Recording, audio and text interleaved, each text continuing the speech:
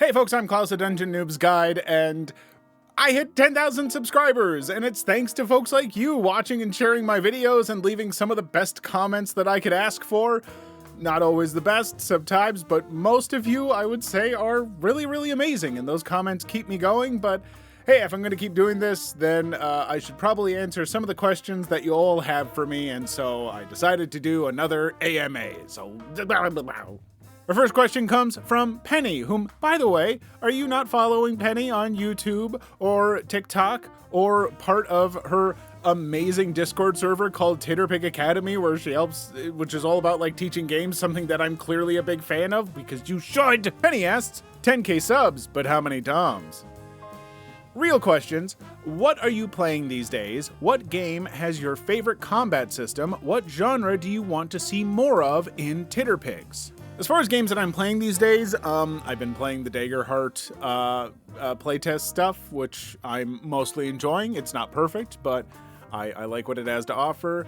Mothership, with being ran by Cameron, the host of literally probably the only actual play that I am currently watching right now, the Panic Table. Go watch. It's really, really good, okay? Amazing production value, but they are a small independent team putting it together. It's so good. I've been playing a little bit of Cyborg, been running Cypher System for my main kind of home group, which is always good fun going back to the Cypher System. I've been running Fabula Ultima for a group of just some awesome friends, and a little bit of Stoneburner in here. And there's gotta be more. What game has my favorite combat system? Penny, I know you're gonna be with me on this, but I really like the way that conflict is handled in Cortex Prime. Cortex has an amazing conflict system and plenty of options to alter it to suit your preferences, but I really enjoy the way that it is handled in a lot of regards. It's probably my favorite. Other than that, maybe just how it is handled in Blades in the Dark and different Forged in the Dark games. I love combat in those games so much. Very narrative and cinematic. And what genre do I want to see more of in Titterpigs? I don't know if this counts as a genre or not. I think kind of, but I want more where the players are in over their heads, but that's not necessarily horror. Like, I love horror Titterpigs. I've been having a blast in Mothership. I like the Aliens RPG, Cyborg and Merkborg. You know, they're definitely games where the odds are kind of stacked against the players, but maybe even too much so in that regard. But I'd love more just traditional like fantasy or sci-fi or whatever Titterpigs where, you know, getting in a fight, like if you're 4 people and you get in a fight with 4 other people, is really dangerous and, you know, kind of imposing. I would like to see more of that. And I know there are a lot of games that do it, but I would like to see more that play around with it in different ways, I guess is what I'm saying, because I don't know if I found that one that perfectly clicks with me or not. I don't know. From Screamo Neo, what's the most unexpected direction a game went for you? I already have so few expectations for what's going to happen in a game that I don't know that things are unexpected when I'm not expecting them to begin with. From Sunayama, we have, which system has your favorite social encounter mechanics? Which one has your favorite for exploration mechanics? For me, it's City of Mist and Ironsworn, respectively. God, 2 amazing choices, and I would absolutely steal those answers, but I feel like I have to come up with my own. I also need to talk about both of those systems because they're wonderful. They're really, really good. Oh, God. For social encounters, I'm going to go with Chronicles of Darkness. The social maneuvering system, it's not terribly complex, but if you're in a setting where you're going to be continually interacting with the same NPCs over and over and building like rapport and relationships with them, I just find the social maneuvering system to be kind of rewarding for players. They can kind of track how they're doing with another NPC, and it gives some interesting, back and forth that I really, really appreciate. And for exploration mechanics, if I can't choose Ironsworn, which absolutely would be the winner, can I pick editing Klaus here to let you know that the Klaus in the video is about to say some random nonsense about hex crawls. No, absolutely not. The real answer that I should have given is one of my all-time favorite games that I'll never stop talking about, Rhapsody of Blood, where you're just exploring various broad sectors that the players get to help kind of flesh out in their own way, and there's camping between them, and it's real simple, but for like exploring a big castle, it works so well, and it's like Castlevania and stuff. I love it so much. Everyone should play Rhapsody of Blood. That's the whole point of this video. You can stop watching now. From a Hop Hail, any accessible Titterpigs with minimal luck and more strategy. It's not necessarily super strategic, but I want to go with Quest, and the reason I'm going with Quest is because A, there's not a ton of luck in it. There's some. You're always rolling a d20, but a result of 6 or higher, you're always going to get what you want. So you've got a 75% chance of some form of success. Sometimes it's with a cost, but that cost is 2 choices that the player gets to choose from, which also is removing a little bit of luck and giving some strategy as to what you're going to choose, your consequences. And I also feel like it removes luck because so many of the abilities, which use adventure points, a very limited resource, when you use them, it just happens. And some of those abilities can just wipe out enemies or trivialize a combat or something. And there's some strategy to when a player is going to use that because you only have so many of those points to play with. And it takes away luck. It gives players that agency to control stuff. And so I want to lean that way a bit. It's not a perfect answer, and there's not a ton of strategy. I mean, if you wanted a more strategic game that it's still got a decent amount of luck, Emberwind is a beautiful strategy game. It's very much a Final Fantasy Tactics, so it's strategy that's not overly complicated, but there's still a decent bit of luck to it, so I don't know if that quite works. From Ariana in the Dark. Congrats! What's your favorite dessert? If not dessert, your favorite food in general. I created a little homebrew about an occult bakery recently. Every baked good has a twist, so I'm shopping around for ideas. I'll never be able to give just one favorite when it comes to food. I love all kinds of food, so I'm going to give you 3 desserts and 3 foods, broadly speaking. For desserts, it's either going to be my homemade pumpkin pie cheesecake. It's so gosh dang good. I only make it once or twice a year because I will eat way too much of it. Tres leches cake. Tres leches cake. Absolutely just one of the best desserts in the world. It's simple, it's amazing, it's so good. And carrot cake without raisins. Stop putting raisins in carrot cake. I like raisins in some stuff, but don't put it in my carrot cake, please. If you do, you're wrong. As far as favorite foods, the 3 broad categories of favorite foods would be sandwiches, dumplings, and tamales. You give me those, I'm gonna be a happy guy. I just like delicious stuff wrapped in carbs. From Ty Rocks at Everything, you're the Mainly Facts narrator, right? Or am I crazy? I mean, you might be, but yes, I am. I am the narrator and sometimes face of the Mainly Facts YouTube channel and a number of other YouTube channels. See if you can find them all. You probably can't. Yeah, no, in my day job, I am a voice actor. I voiced for a few video games you may have heard of, but also just, I've done audiobooks, I've done commercials, I've done a lot of instructional videos and stuff that's you're not gonna see publicly necessarily. And that got me connected with some folks making YouTube channels, and so I do it for them. I don't own those channels, I'm just a voice for them. Yeah, that's me. I'm all over the internet, baby. From friend of the channel, That Gamer Ajax, go follow him. Way late to this, but if you're still taking questions, what new games are you dying to try out right now? I finally got the hardcover book. It's one of my favorite properties out there, and that'd be the Cowboy Bebop game. I mean, I don't normally like to go for Titterpigs based on intellectual properties that I really like. I would rather things be a little more open for me to create my own world and my own characters with my friends, but I like Cowboy Bebop enough to where I need this game, and I really want to try it out because the bit I've glanced through seems interesting. And the other one would be the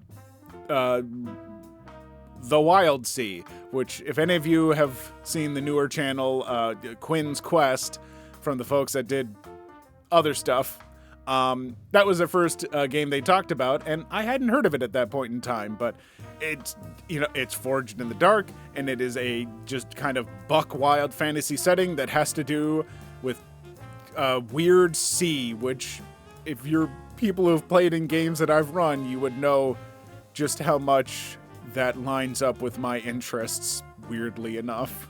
Simone Felly or Simon Felly? These names are they're one big word, I don't know.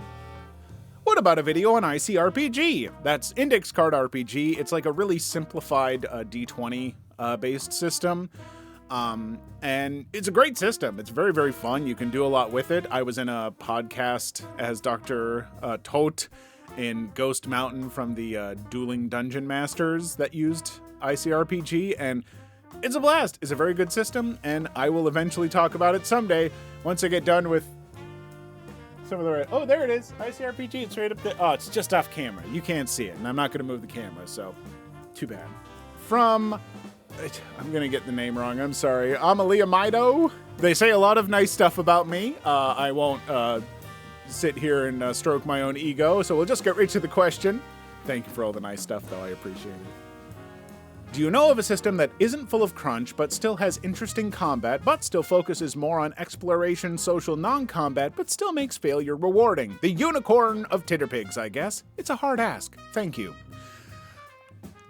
I'm going to cheat and just say Cortex Prime, because with all the mods in it, you can really, really make it focus on whatever you want to, and having it focus on exploration and social and non-combat stuff is great, and the combat in it is interesting and fun and rewarding, and I don't think it's too crunchy. It's a little bit intimidating. I'd recommend... I've got my how to play video and my actual play and learn video on it that might hopefully help, but seriously, give it a try, and if you do need to learn it better, might I suggest going to Titterpig Academy, Penny's thing, because Penny is a fan of Cortex Prime like me, and can probably do a lot better job teaching you.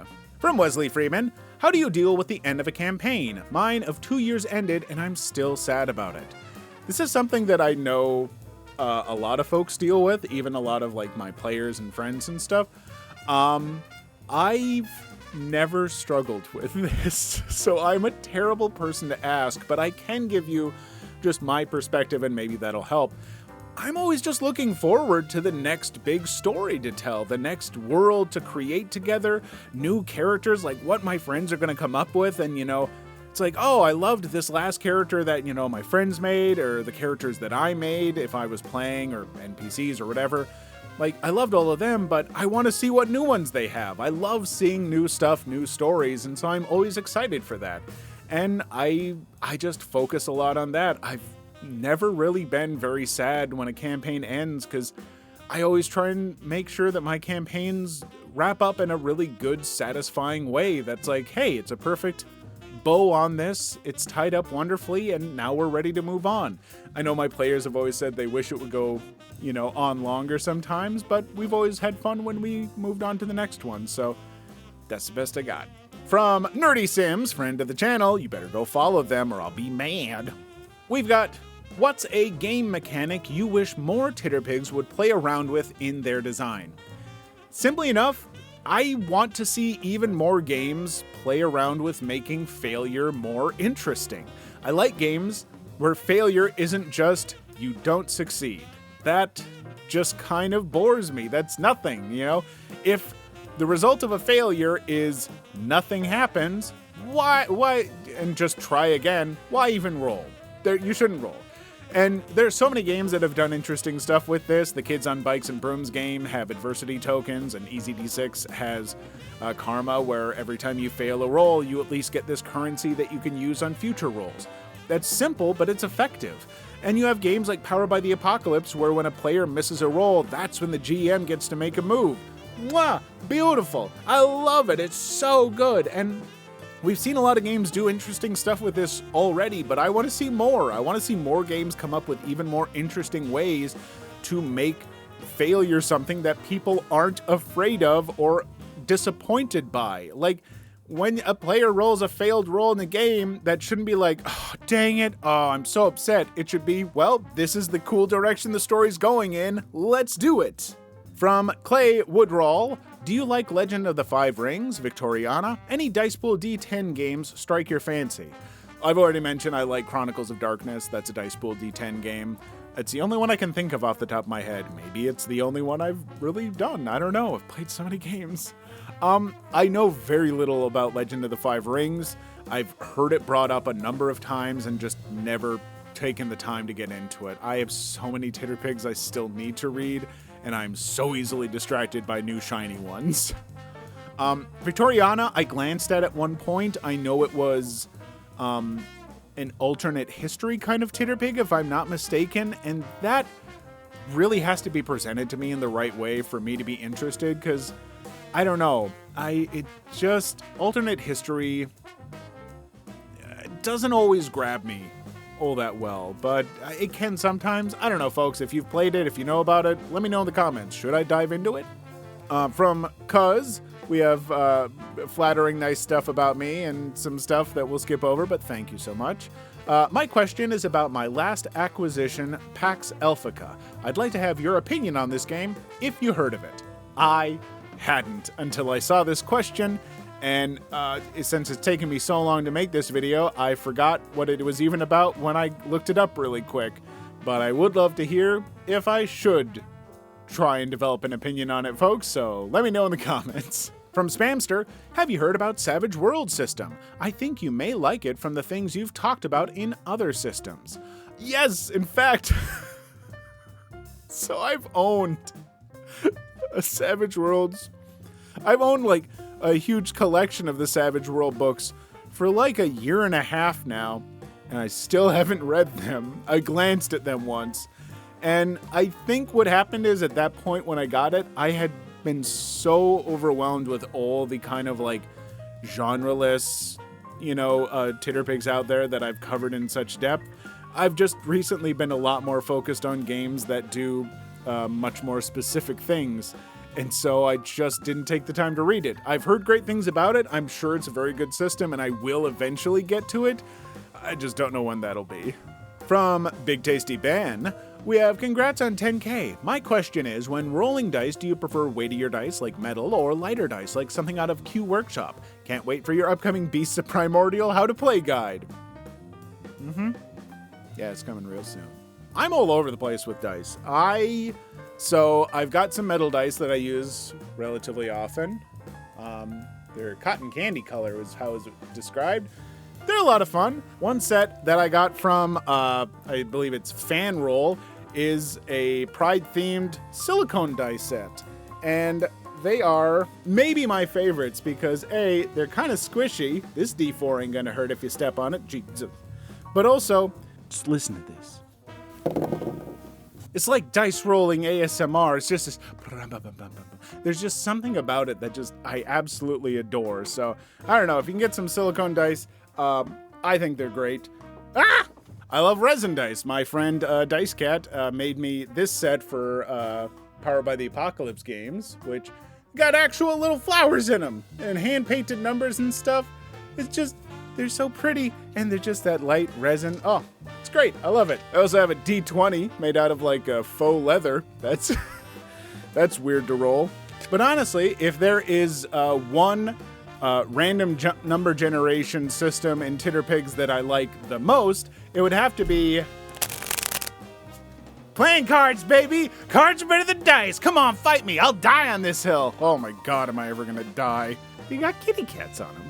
Finally, we've got Francis Herding, and said, have you or are you working on your own game system, world, or lore? If so, can you share some info? And related, DJL Moon says, congrats on 10K. Thanks. If you were to design a Titterpig, what game elements do you think would be fun to include? I'm someone in the Titterpig space of course, I'm designing my own game. Everyone is all the time. And I think that's great. More games. Awesome. What element would I design? Oh, that's right. The play card's back, baby. I have already developed a game system that I am doing the final draft of it now, and then I have to do layout and get it produced or whatever. That is going to be a cooperative world-building game. It's fully functional. All the playtests have been really amazing for it. And it's cooperative world-building with a heavy role-playing emphasis and improv emphasis to it. And that is card-based and not heavily, like in a simple way. I don't know. I don't know when that will be out. I've had folks encourage me to do like a Kickstarter or crowdfunding. I don't know if I will. I always feel weird about charging money when I don't have something to give you right at that point. But I don't know. If you're interested, you can mention it in the comments. I don't know if I'll do anything until I feel like I'm genuinely ready to ship it. I am also working on just a more broad Titterpig that would be taking place in the other setting, which if you've watched my Cortex Prime actual play and learn, that's kind of a creepy, like fantasy Victorian horror kind of setting, sort of. That would also be using cards. It's not developed enough to say anything more about it than that, though. I don't know if anything will come of that. That's it. I think that's all I gotta say. So, thanks all. I mean, I know, I don't imagine most people are following this channel to learn more about me, but for those of you who did want to know more, this is just a nice, low-effort video to make instead of... I almost sat down today to make a video addressing the recent discourse of, Brendan Lee Mulligan said that D&D isn't combat-focused, and a lot of people are arguing back and forth, and I was like, this could be interesting to talk about. And I was like, I don't know if anyone needs to hear me put in my 10 cents. Does that really... My channel is about teaching and also, like, critique and critical analysis of Titterpig stuff in ways, I guess. But in a more informative, like, let's think about this and educate. I guess that could be... I don't know. Just play the games you like. Who cares what other people say? Yeah, don't worry. I don't know. Anyway, thanks all for 10,000 subs. You know what? We'll do this again when we hit 100,000. I hope. Fingers crossed. Maybe. Cross them all. Whatever.